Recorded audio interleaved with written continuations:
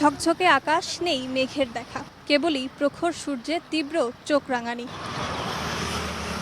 রোদে পুড়ছে পথঘাট, বাতাসে যেন ঝরছে আগুনের ফুলকি। গ্রীষ্মের দাবদাহে অতিষ্ঠ হয়ে উঠেছে জনজীবন।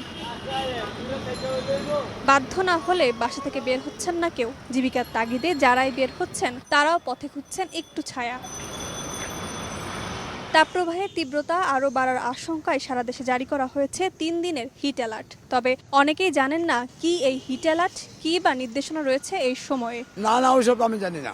আমরা জানি না, আমরা এই যে রোদের ভিতরে কাজ করতে, কাজে আসতে ওর বাড়িতে থাকতে পারছি না, পুরো শরীর গায়না, সারা শরীর একদম সবসময় গানতে আছে শরীর। প্রচুর গরম পড়ছে, মনে করেন গাড়ি চালাইতে পারতাছি না, এক খ্যাপ মাইরে বইয়া থাকি। হসপিটাল আমার খুব কাছেই, আমি চাইলে 5 মিনিটে হেঁটে চলে যেতে পারবো।